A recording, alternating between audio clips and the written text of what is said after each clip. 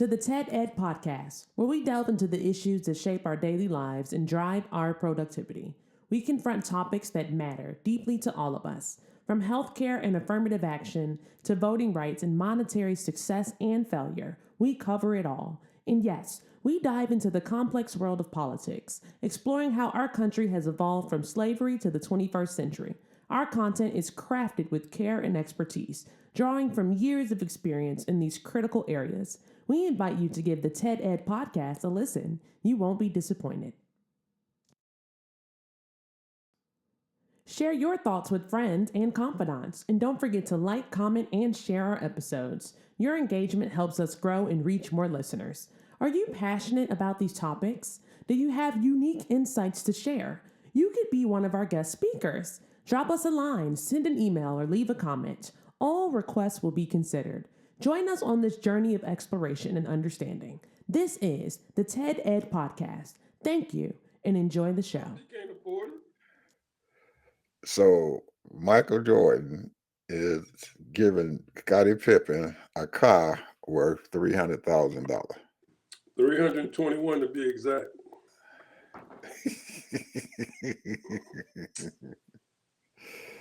Man, what is he doing to his boy, Scottie? He kept it. Scottie helped him to win 6 championships, and he gonna give him a car worth $320,000. And nobody really know what, we know that Scottie Pippen, had to pay a lot of alimony and child support because he had a bunch of kids. Oh yeah. And Scottie Pippen at one time, to me, he was like the number one small forward in the NBA. That's my opinion. Although there were more popular small forwards like Larry Bird, Dr. J, Bernard King, and you can go on and on. But the bottom line is that he won 6 championships playing that D. He shut down Magic Johnson, bro. So, Scottie Pippen, man, is if LeBron had, LeBron won 4 championships, and you got to look at his overall 10,000. Over 10,000 rebounds, over 10,000 assists, over 40,000 points, and 4 championships. I don't care how he got him. He got him. So I gotta put LeBron James as the small forward, bro. Number one small forward in that position over Scottie. Scottie even said it. He even said and made a reference that LeBron James is better than MJ. I say, wait a minute, now you're going too far.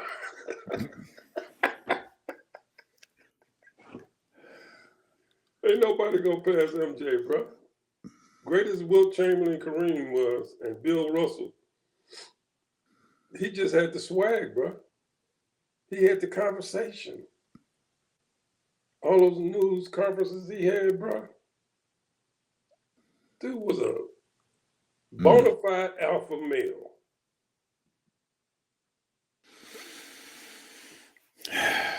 Well, I would guess that that answer to that question depends on what generation you were in. Yeah, that's true. Because it's almost like boxing and stuff. Most people, around where we consider Muhammad Ali best. The rest of them consider the other award the best. So I don't know. That's my opinion. All of it is my opinion. But nobody was cooler but Dr. J than MJ. Yeah, and then we forget about the little Sugar Ray. Ooh, shut up. That little son of a gun, he brought in some big bank too, man. He brought in some big money. Sugar Ray Leonard. Don't forget about Joe Louis now. Well, Joe didn't bring as much money as Sugar Ray and Muhammad did. They brought in them big dollars. You know Sugar Ray's secret when he got older? He used to shoot himself with insulin. Well, the sugar did it. He was a pretty smart young man and everything. He kind of kept his he kept his No, I'm little talking money. about the real Sugar Ray Robinson, bro. Oh, oh shit. Yeah. He was the force, bro. He was the force, in my opinion. Sugar Ray, the second It Sugar Ray, he was it good. He was great. I But the think first one, I man, I'm telling you. I think Sugar Leonard was the greatest in his weight class. Yes, Over sir. Sugar Robinson. Yes, sir. I don't know, That's bro. that's where, because I didn't watch them, Sugar Robinson and stuff and everything when they was around there, and the Brown Bomber, all that other stuff. I ain't never about that stuff. I didn't Well, I start used to read watching it. books about him when I I was a didn't little start kid. watching it until Muhammad Ali won the Olympics. He went to the Olympics and won that gold medal, and then I started looking, and that's when I started seeing that him, and then Sugar Ray Leonard and all of them. So I didn't get involved in that with them other boys and stuff. I didn't. Sugar Ray Robinson. Nope. Now, if you talk to my daddy or whatever and everything, he might say the same thing. But because he followed that stuff, but I didn't. Yeah, I followed all when, before we moved out to Hopkins. My old man used to take me around neighborhoods to box everybody. I used to box everybody. So we Yeah, had the gloves, everything, bro. that was And so therefore I always kept up with those boxers. yeah. And one of the things that the reason why I was so impressed with Sugar Ray and Joe Louis, and maybe I've told this story before, probably about 75 episodes ago, but I would say this: Sugar Ray Robinson and Joe Louis opened up one of those little storefronts and used to give money away. The people come in, they need their light bill on, they need to pay their rent, they needed food, and they used to give money away. That's the reason why the tax man came after them. They didn't have enough sense enough or didn't have enough knowledge to open up a nonprofit organization. They were just giving money away, bro. They win them big purses, man, and they be helping their own people. People be standing in line getting it. That's why they were so loved, man. And they'd do it out personally. They wouldn't be having somebody else do it. They'd be passing that money out, bro. Mm. Because back then, in the 40s and the 50s, the early 50s, man, people was really hurting because that was during the transition, the Great Migration from the South to the North. So anyway, let me talk about this, man. This is gonna be kind of. I'm gonna try to be really fast, Go ahead. but this is really involved because I already said that I was going to. One of the things I'm gonna keep up with these so-called people that's supposed to be supporting Trump. What you call them? MAGA. His MAGA people, but his administration. His And cabinet. I'm sorry, His cabinet. his cabinet. And one of the people we'd never heard of, Ed, and his mentor is Carson. So I'm getting ready to cut him off. His name is Eric Turner, the new nominee for HUD, Hood Secretary. And he fits the mold, bro. This dude, I don't know what the hell he is. I heard him a little bit today. They had him on TV on 20, and he had on a turning point in 2020. And I was listening to a little bit he had to say. I said, this dude, he got all the credentials, Ed. He was a pro ball player. He graduated from the University of Illinois. Pro ball player for 10 years. He's an assistant pastor at a Baptist church. He was a state representative for 4 years. He had 17 bills that he had written. None of them got passed. But he was in Trump's administration as a sort of like an advisor type of deal.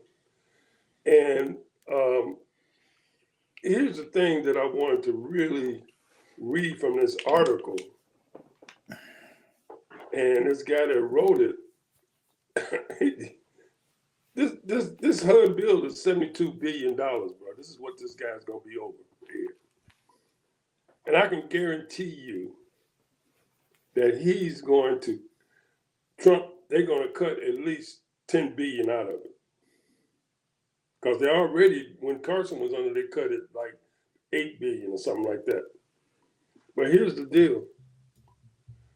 The budget is $72 billion and it provides rental assistance to 2 million families and oversees 800,000 housing units, county housing units.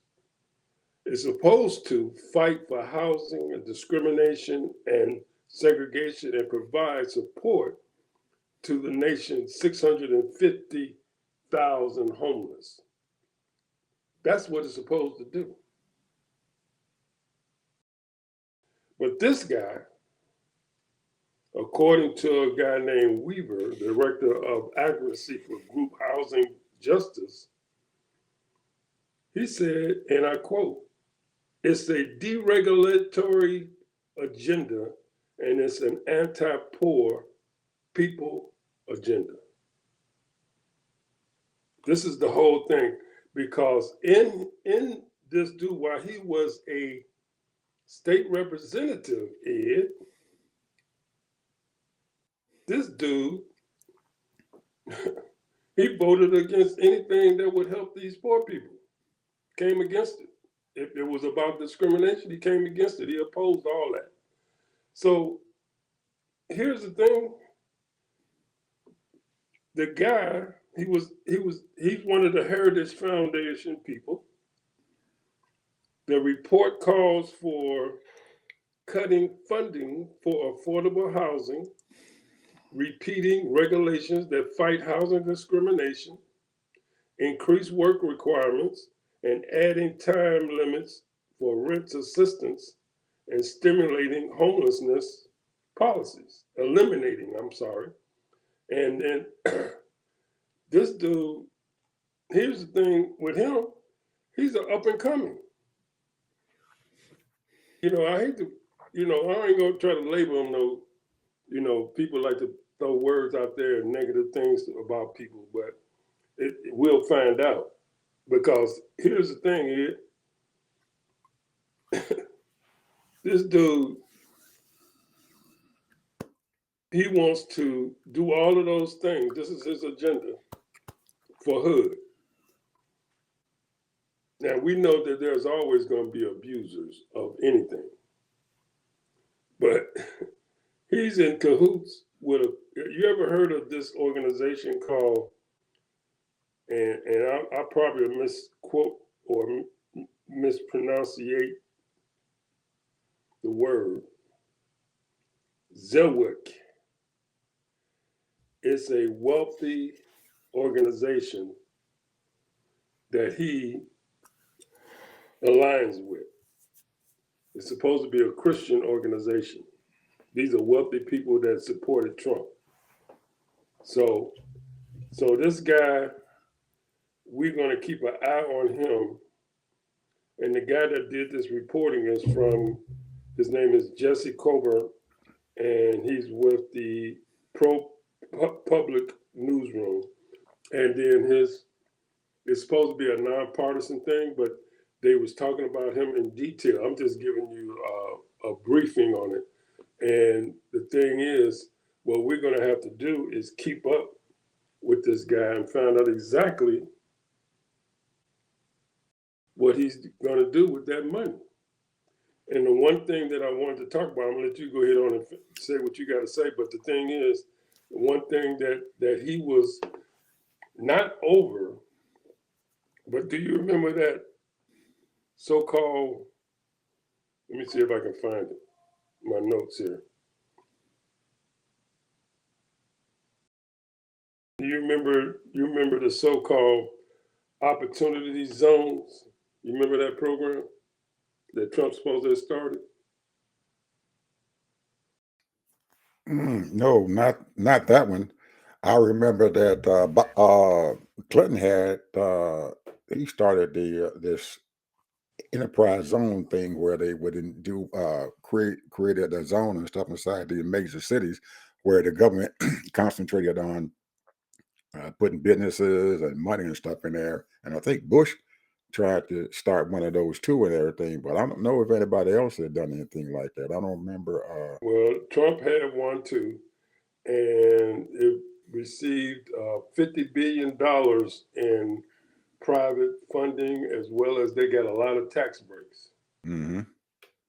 And I just did a search on it. But go ahead. I'll come back to that. No, you can go ahead because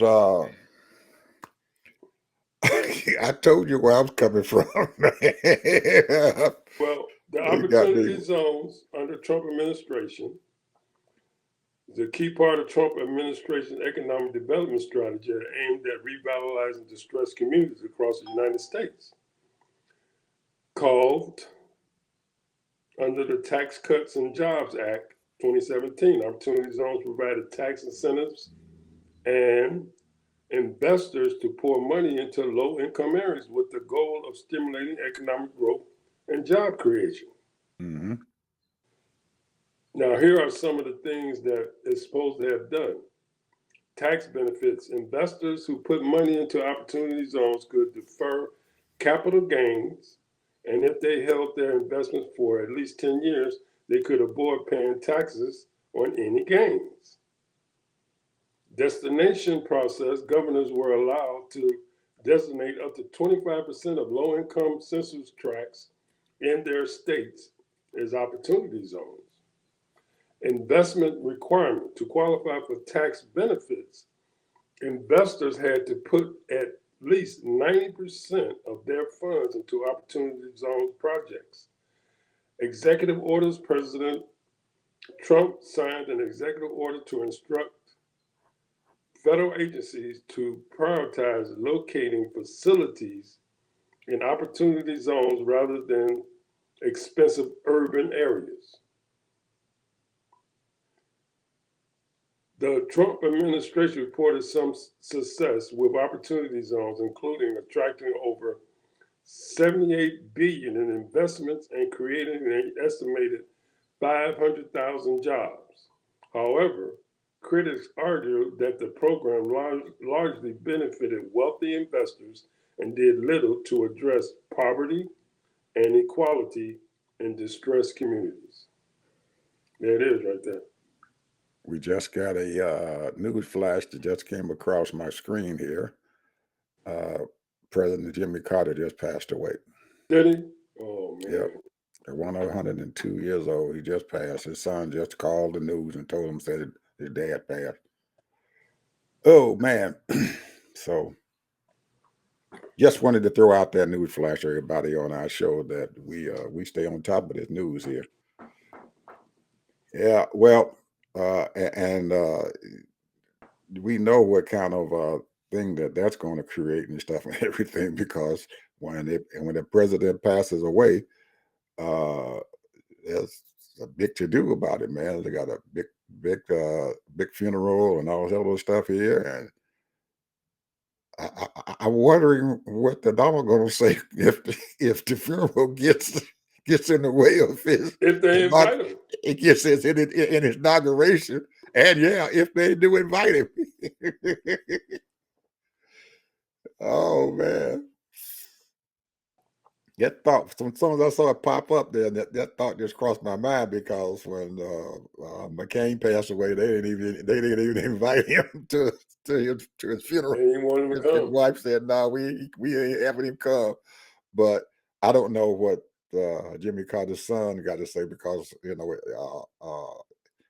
His wife has already passed, so she doesn't have anything to say about what's going on, or maybe he left instructions and stuff before he passed away as to what to do about it. But it's going to be all the other presidents who still alive and everything. I'm pretty sure they're going to probably be attending. So I would expect to have Trump to come there too, but I don't know. You know how Donald is and everything. He likes the attention to be upon him all the time. And exactly when they plan on burying him and they're going through the funeral and stuff, with all those arrangements they got to be have, and it's almost like a big dignitary and I'm stuff that almost passed sure that away. they've already got all that lined up and already ready to go. It is okay. I'm almost positive of that. Now, as far as the date goes, that's a different story. Hmm. Well, there's some news there that just popped up, so it's gonna create some news out there. So I don't know, man. It's we things are changing. We got the paradigm shift is happening again, huh?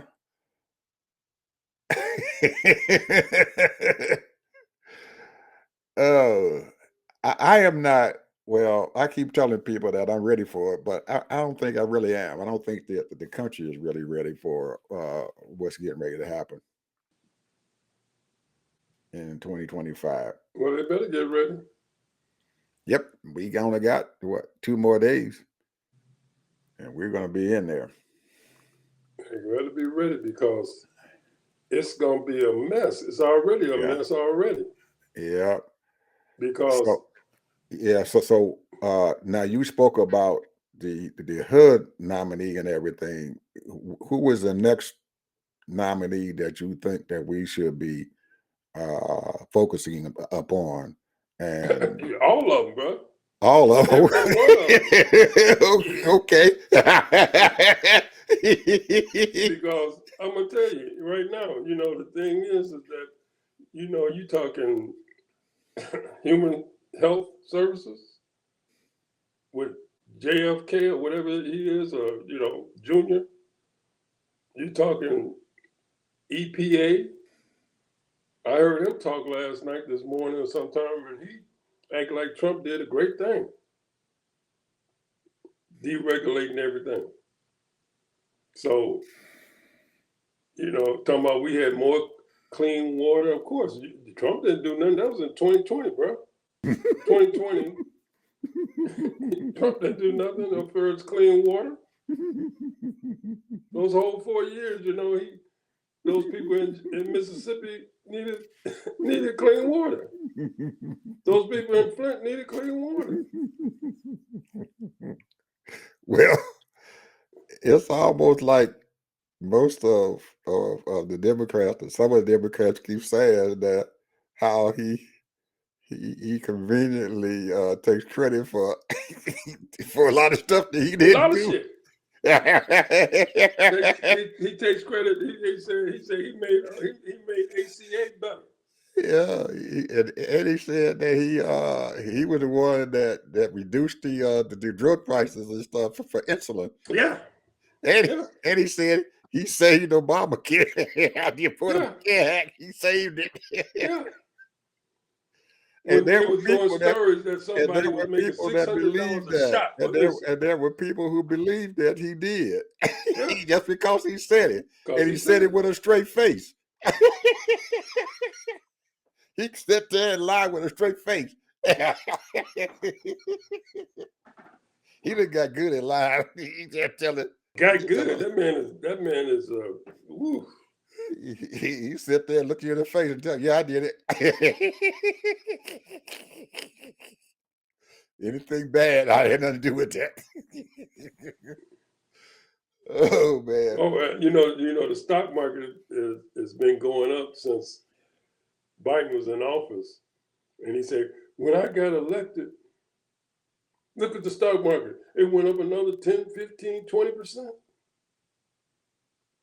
That's because of me.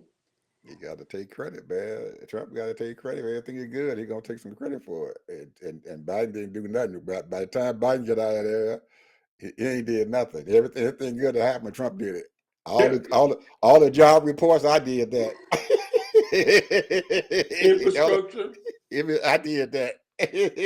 I passed the Infrastructure Act. Don't you remember?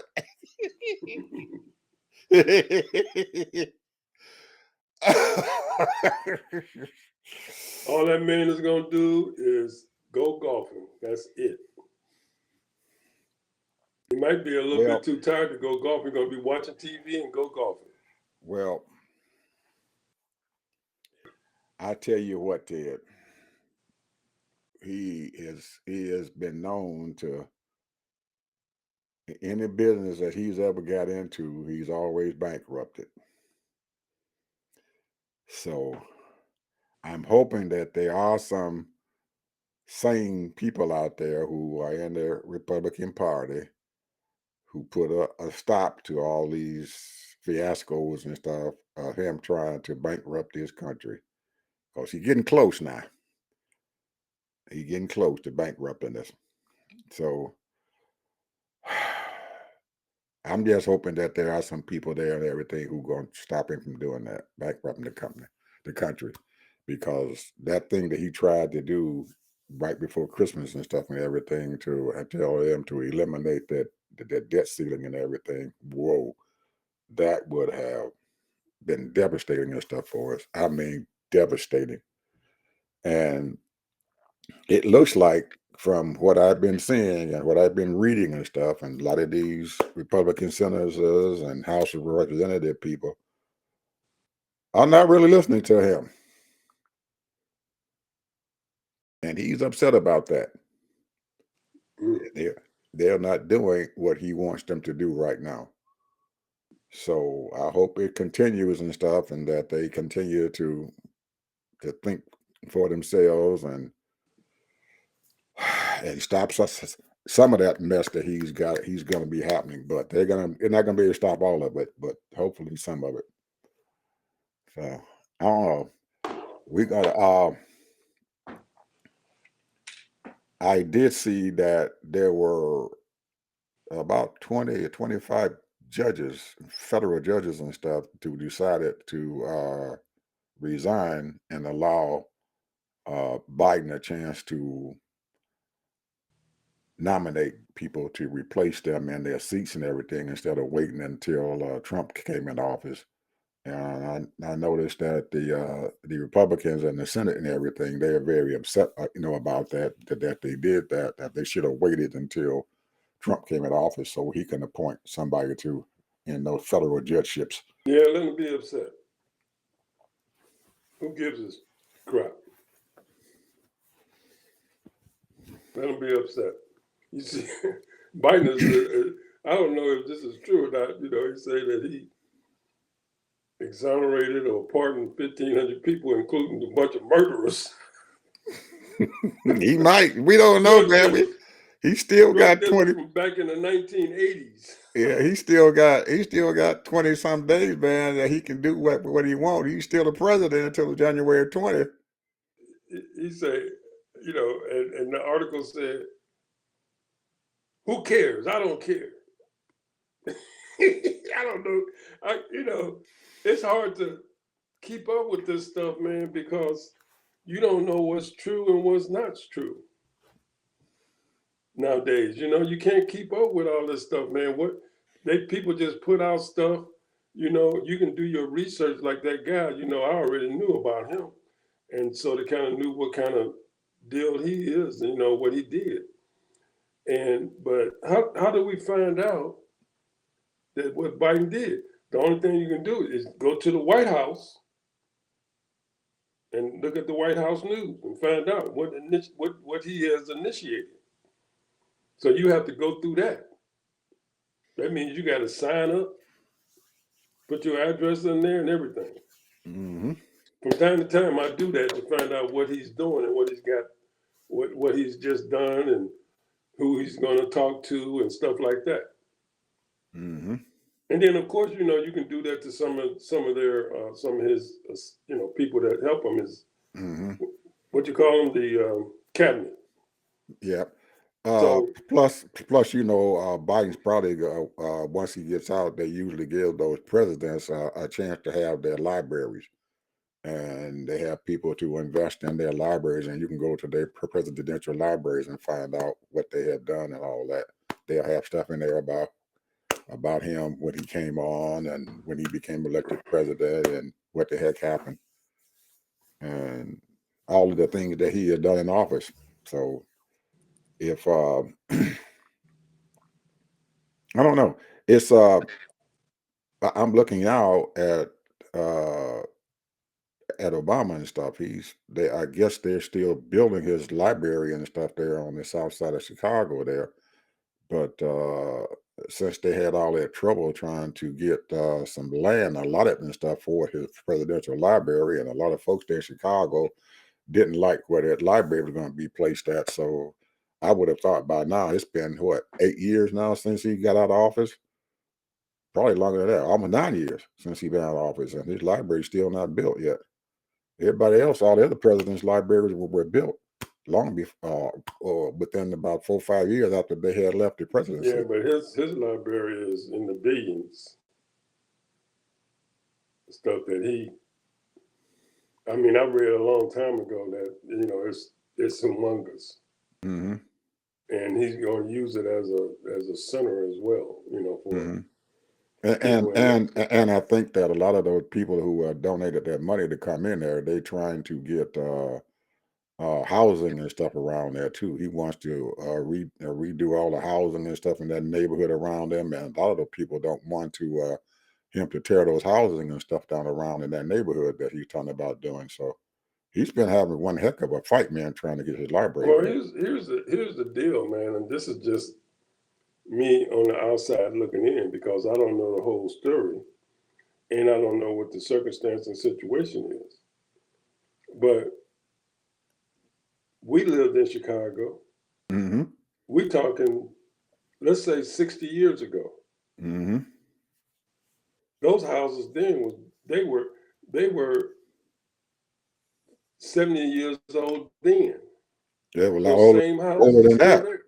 Some of them older than that. Some of them were Yeah, built in the 1800s. yeah, that's what I'm saying.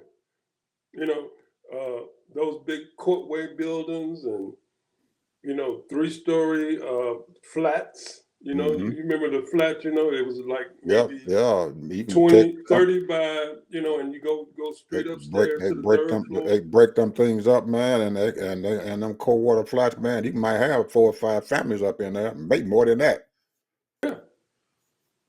So the thing is, and then you're talking about, because see, we grew up, we had to drink that lead water.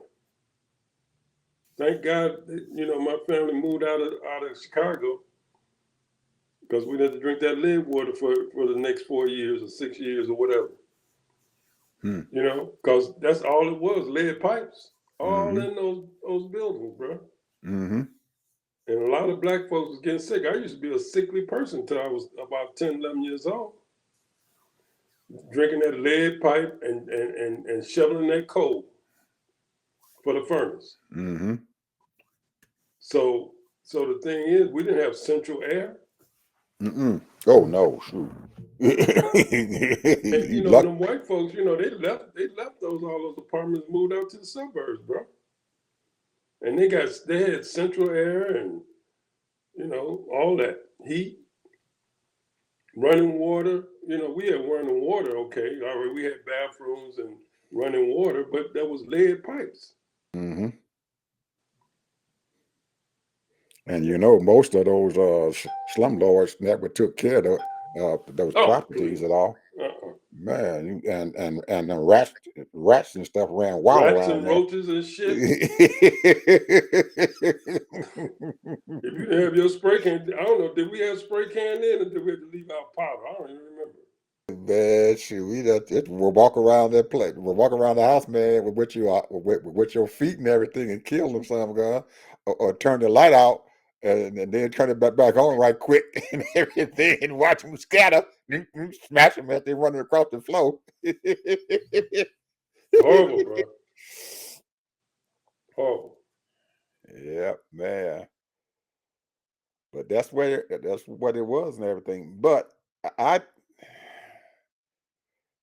I truly believe that a lot of people and stuff, Ted, just don't like gentrification, that they call it.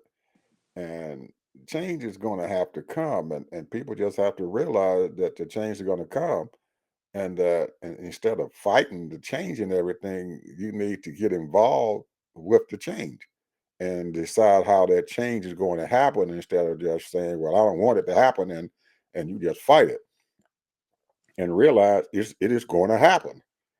I I watched here in Atlanta, the the Atlanta Falcons played in the place called the Georgia Dome, and they built that Georgia Dome and stuff and everything for the Olympics in '96. And the place that they had and stuff, the Georgia Dome, was in real good shape, man. I mean, the state of Georgia and everything, they control the dome and everything, but the Atlanta Falcons and stuff and everything had complete oversight and stuff and everything as far as that dome was concerned. And when Mayor Reed, he was the mayor and stuff at that time, the Falcons came to him and said, "Hey, we want a new dome." And most of the people and stuff and who live around that dome, Ted, were all poor people. It was a poor area around the dome. Now, if you were sitting, they occupied the parking lots and everything. They had enough parking space for the people going in to watch the games or whatever. But if you got outside the area, there was poor folks. And a lot of those poor folks and stuff and everything, they had like little areas where they had parking spots and everything and stuff at. So some of those people, whenever they had a home game and stuff there at the dome, they would implement go into action and stuff. Hey, you can park your car over here, park your car over here and everything. And shoot, man, they were making 25, $30 a car. Some of them making more than that, depending on it being close to the dome. Well, when the Falcons decided that they didn't want to be in that dome, they told the mayor, "You better get us something here, or we getting the heck out of here.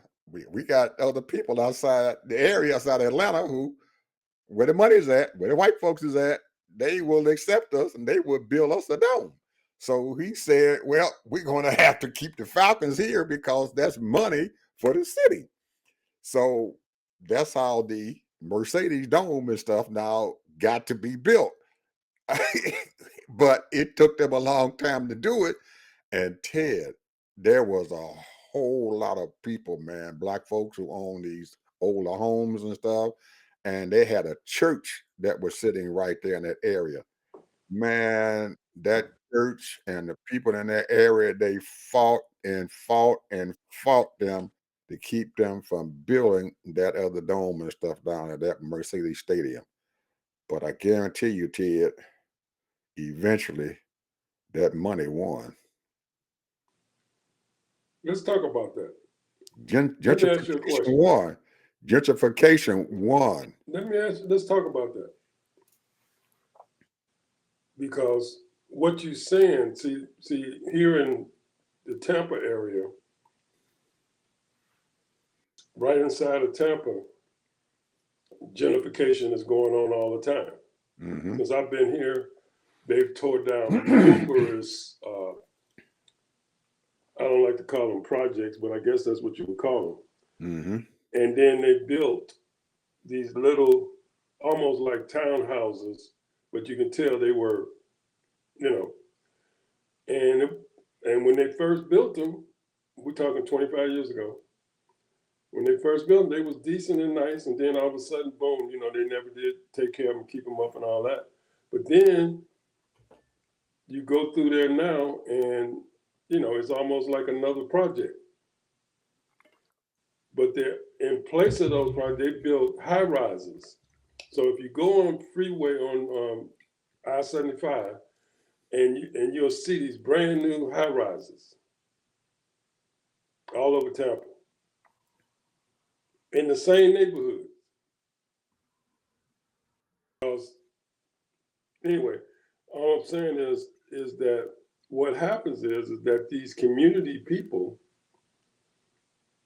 some of them are for the county and what they want to do as far as advancement. And then you got a lot of people that's against it because these people are accustomed to being around people they're familiar with. Mm-hmm. The question is, how do you, because there's a lot of white folks that have to be upended too now. Mm-hmm. Poor white folks or working class white folks, working class black folks, Mm-hmm. and they accustomed to paying their little rent and whatever they paying and whatever they got to do to survive and all that. Now they got to move. Mm-hmm. You know where they moved to? They moved to other cities where they built 25 apartment buildings, Mm-hmm. four, four high, Mm-hmm. and they got about 25 of them they built in Brandon, Valrico, Riverview, all of those places, all kinds of apartment complexes. So they have moved out mostly all the black folks, and then they're modernizing Tampa area. Mm-hmm. They got so many. I mean, these people paying $5,000 and $6,000 for rental apartments or condominiums. They paying that. You know, they buying the condominiums or whatever, Mm-hmm. and then they got rentals. And I mean, this. I mean, since the 30 years, man, I'm telling you, they have gentrified that place, man. It's ridiculous. It is totally ridiculous how much they have ran so many people out. I'm talking about white and black and Latino, all of that. So all I'm saying is people got to realize, man, that everything is always going to go up, and if you don't prepare yourself, you're going to be left behind. Mm-hmm. That means you say, hey, either I got to get me a house or I got to move somewhere else before I get kicked out or before I get whatever. And because it's going to always be change, Mm-hmm. no matter what. It's always going to be change. Nothing stays the same. Mm-hmm. Very seldom. Now, if you get, they live in a gated community like you know, it ain't gonna be a whole lot of changing. But what I'm saying is, if you live in just like a regular guy, like regular person, you can forget about it. Because these people looking to buy, hey, I'm buying that and tearing it down. Mm-hmm. They're doing the Well, same thing in St. Pete. And then people get all aroused, oh, I just got kicked out. Yeah, they're gonna tear that building down. They're gonna build a more expensive apartment complex mm-hmm. or a condominium complex. Mm-hmm. Now, I got something to say about two of those things, and the third one that you just brought up, I got something to say about it too. Go ahead. But it's a little bit different. Each scenario becomes a little bit different, and it relates to what we first started talking about, and that was gentrification there around where Obama wants to build his library. And as the growth and stuff is happening, and Ted, man, it's happening, man, all over the country and stuff. Even you can look at L.A., Chicago, you look at New York, you can Houston, Tampa, Atlanta, all of them, Charlotte, North Carolina, all those major places and stuff. Gentrification is taking over, and people are coming in, and they're putting money into places that they didn't normally put money into. So starting out with there in Chicago, and I mentioned it to you about how uh, instead of fighting gentrification, it would be it would behoove those people who are going to be displaced and everything to get involved in the planning and stuff of it. And when you start doing that, then you force those developers and stuff and everything to, hey, you need to put 10% of those properties or housing that you're building and everything needs to go toward the poor folks and everything, so they can have a place to stay at right there in that area.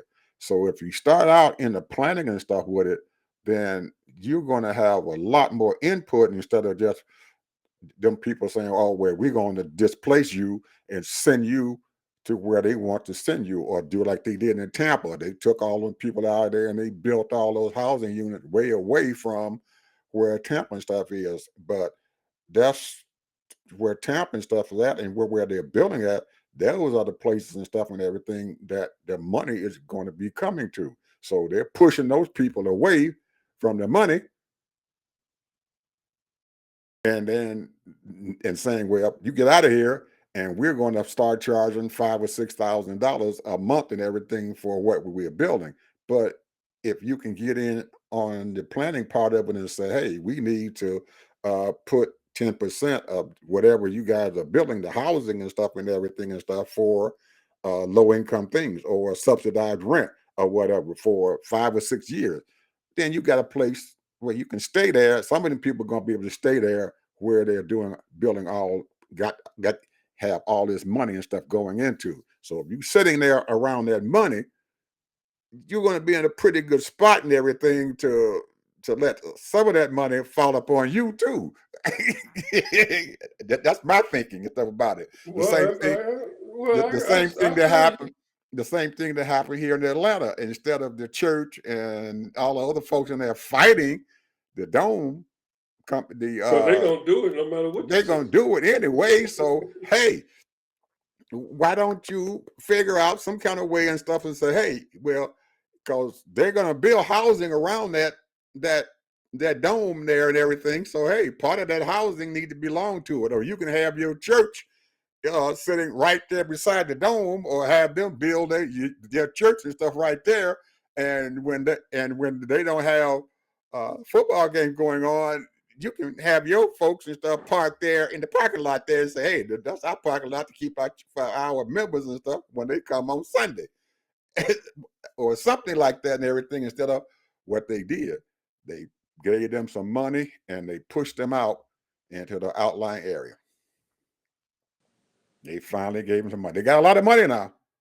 They gave him a lot of money to it. I mean, they started out. I think they wanted $25 million for their church building they had there, and the church building man probably wasn't worth $25 million, but they finally gave him. I think the final figure was about $60 million. They gave him man to move out.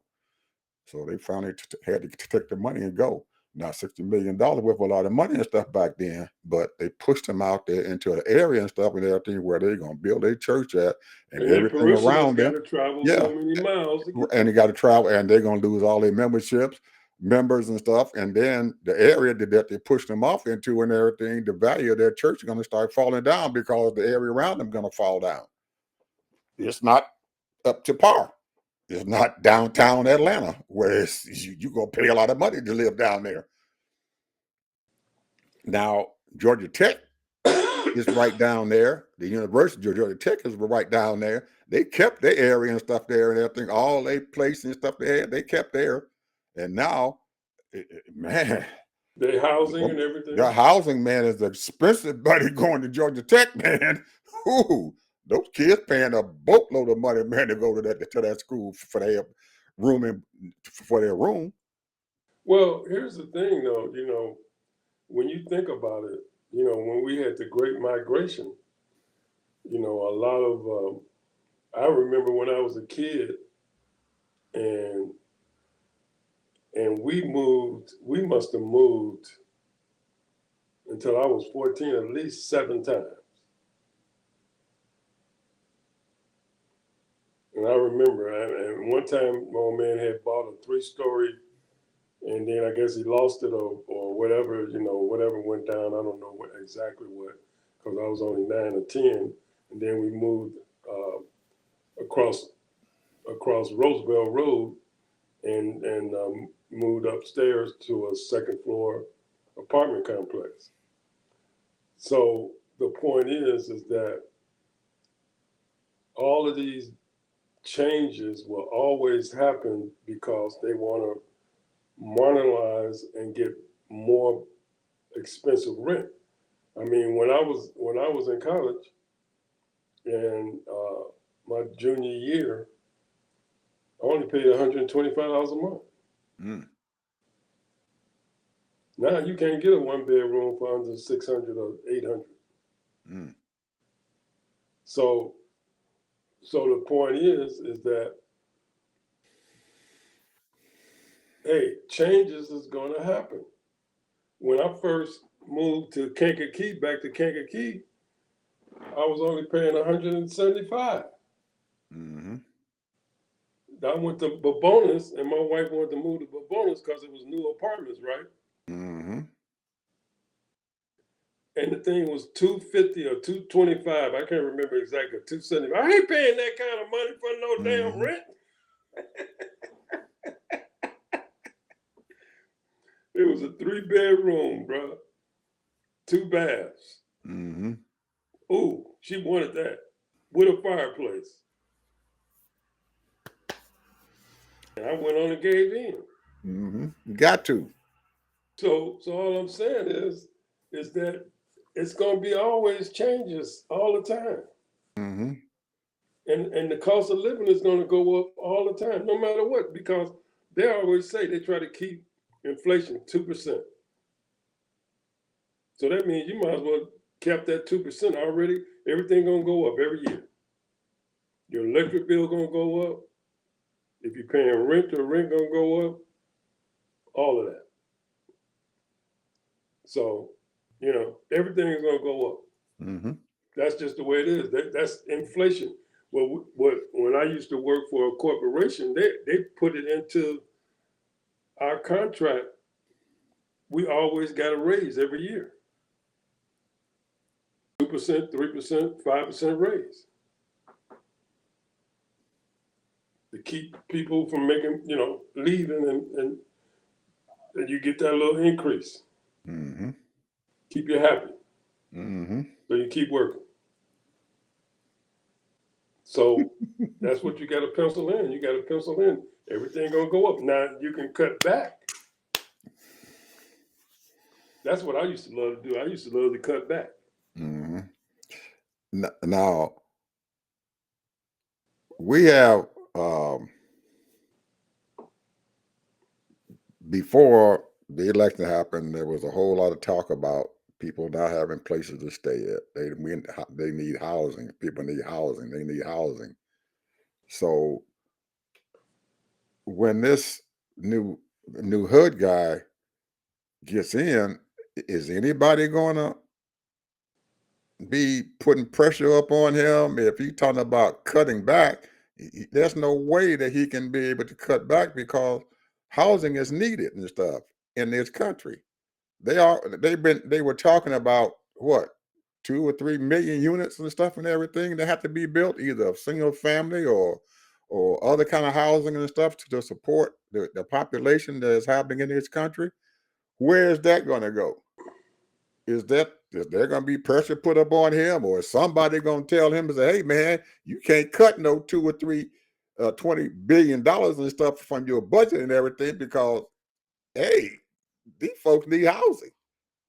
And Ted, I got to believe that there are some folks out there who got money, and their thing is to start building more housing units and stuff someplace in this country because they know there are going to be people and stuff and everything who are going to need these places to stay at. So I'm hoping that somebody and stuff talks to or gets into the head of whoever is going to be the HUD secretary and stuff and be able to say to him and stuff, "Hey, buddy, there's no way that you can cut $20 billion from your budget and everything because people need housing. That means you're going to be putting more people and stuff out on the street." Well, $20 billion. they already put it out there that over the homelessness went up 18%. Yeah. So people got to place to stay. You can't just leave these people on the streets. Well, a part of that initiative, as far as that 72 billion, a lot of that money goes to homelessness.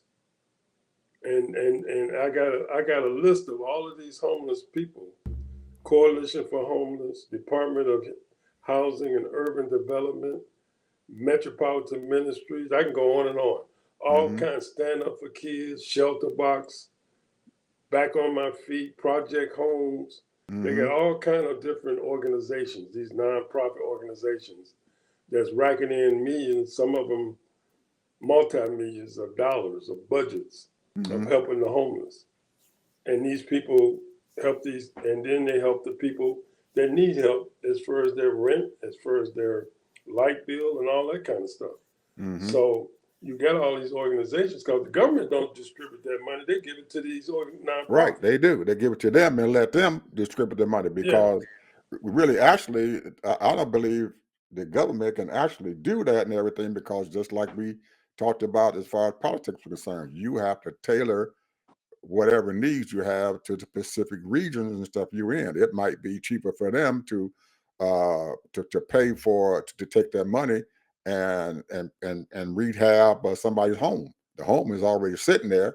Rehab the home, or take the daggone property and everything that they got and tear it down and put up a new building and stuff. But you can't just say one thing gonna fit everybody's area because what might work in Tampa it ain't gonna work in Atlanta, or it won't work in Houston, Texas, or won't work in Los Angeles. So it's Well, Ed, it's a good I'm gonna tell you idea. something. Tell you something. Lobbyists have a lot of clout, and one of the biggest lobbyists is the real estate lobbyists, bro. They look at how many homes is built. They look at how many homes is being rehabbed because their whole thing is about making money and selling houses. Mm-hmm. And if those houses are going up from 200 to 350, that means more money in their pocket. Mm-hmm. So they lobbying not to build more housing Why not? because the housing, man, who would have thought 30 years ago houses here in the Tampa area, 1.5, 2 million houses. You look at that house ain't worth no damn $1 million, bro. It's working now. I just saw a house. That's right. It's I working just now. saw a house right now that I just love this house. And so I got the inquiry. That lady started calling me every damn day, bro. I said, I'm just looking right now, lady. Come on now.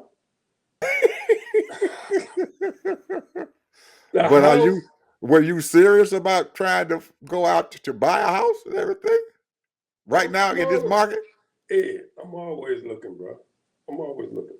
I'm always looking for, something that I really find. If I find my really dream house or a house that I really think I have, and I got enough land where I can put my little garden in the back and all that kind of stuff. And this house had all of that. Mm, And plus, it was in a gated community. mm. But they wanted $1 million plus for it. Whoa. You can't afford no mortgage on no $1 million home, can you? But look at here. I looked at the original. You can go on Zoom and find out the original. Mm-hmm. That house, man, like what? And it's 20 years old, I think it was. I don't remember exact when it was built. But I don't think it was. They didn't. They didn't pay for about $300,000-$400,000 for the house. Now it's worth $1 million plus. Right, because it's going up there. That's what I'm saying. Real estate's going up, brother. But now the thing is, it's been vacant for 6 months, They're gonna get their money for it. maybe. Yep, they're gonna get it. They'll get it. They'll get it. They just have to But hold you on to it. understand what I'm saying? Right, I As far understand. as I understand, but I'm just saying I don't understand why the real estate the people who are dealing in real estate would not want them to build more homes, because the more homes you build, that means the more profits that you can make, because you got more homes to sell. well, you have different lobbyists for different reasons in the real estate market. You got people that want to build more homes so that they can sell more homes, but then you have those people on the high end. They don't want those homes to be. They don't want no low income housing around those high Around price homes. houses, right? Just like in my area, there is no multifamily unit homes being built. No, they don't want them. They Area. don't want no damn big ass No, apartments the around only their house. thing is single family. There's nothing here in our area but single family, and you cannot get a permit to build a multifamily unit. No, Nowhere. that's all I'm saying. That's all I'm saying. And that's the deal. And so therefore they all connect. And so like people want to move up to a bigger house or a smaller house, then they got that realtor right there. Boom. Okay, I got something for you. I mean, it might be only a $300,000 more, but that's okay. You can get it. You know. Yeah. And then our Hispanic brothers, they decided that, well, okay, you don't want no multifamily units here, so we're gonna turn one of your houses into a multifamily unit. Don't start nothing. Don't start nothing. And they did. They tried to. They would have been there and turned the house into a multifamily unit. Multifamily home. Don't start nothing. I ain't starting nothing. They did. I'm telling you what they did, Ted. I'm telling you what they thought of and stuff. And then the folks around here saw what they were doing. So they put out an ordinance that you can't have but 2 cars in your driveway. To keep them out. And then they said, there is no public transportation here. Man, there ain't a bus or nothing running out here, man. You can't get, for every year, man, we had an election, they put out that they wanted to vote to have some transportation to come out here because they said, nope, they voted to crap down. We don't want no buses out here. And and if I got a housekeeper, she's gonna either stay in my house. She better get her up and drop her off. She better find somebody to bring her out here and get an Uber. Or like they do it in my area where we had they have this company that they have now. They done got about 5 or 6 maids or 6 or 7 maids, and they put them all in one car and then they drop them off. They get dropped off at all their properties. Well, that's how they used to treat us. That's how we used to do it. You know, with black women. They drop them off in one of the houses, then they come back and get them in the afternoon, pick them up after they did all their work. Because every now and then, I see one of them standing outside. She got a bucket out there, a mop, and everything sitting outside the house, waiting on her ride. Because and better have a uniform on. Oh, man. Oh, man, this is a mess, man. Oh, Ted, final word, man. Final word. I'm going to say this. Let's keep up with these administration as far as what they're doing with their budgets and where their money is going. Oh, yeah. And that's what we're going to do. Right now, we don't know yet because, you know, what their expenditures are, what their cutbacks are, what, you know, who they helping, who they're not helping.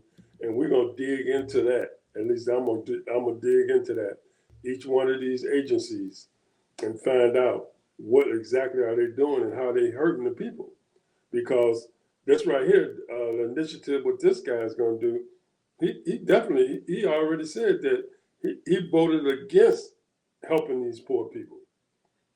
Voted against, you know, if somebody, you know, if you try to charge of discrimination for these people, they don't want to rent for you, to you, you know.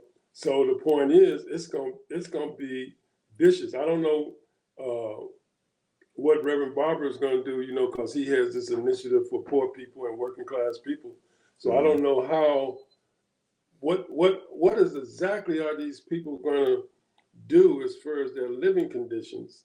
And then not only that, you're talking about almost 1 million people that's homeless, that's out in the street, that can, you know, some of them can, you know, get a place to stay maybe 2 or 3 times a week or maybe even a week, you know, some of them, you know, but, you know, in these little shelters, but, you know, that ain't right. So you got all of these doggone different nonprofit organizations, you know, hundreds of them, thousands of them, all over the country. that get money, get grant money and all that. So I don't know. And then it provides jobs for these people, for these nonprofit organizations. Like I said, over 10 million people work for these nonprofit organizations. That right there is a sector within itself. Mm-hmm. And then Miss McKinsey, is that her name, Miss McKinsey?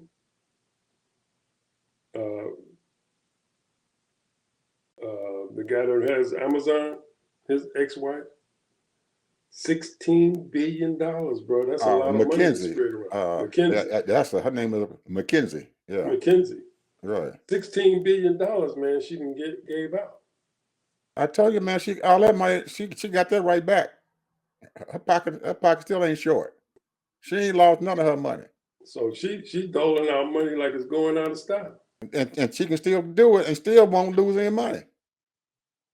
She has not lost a dime. She started out with $44 billion that man gave her, and I bet you she done spent all that money, and her worth probably is even higher. I bet you go out there and you look on and find out how much that lady is worth and everything. Right now, she's probably worth more than what she started out with, and she done gave away $16 billion.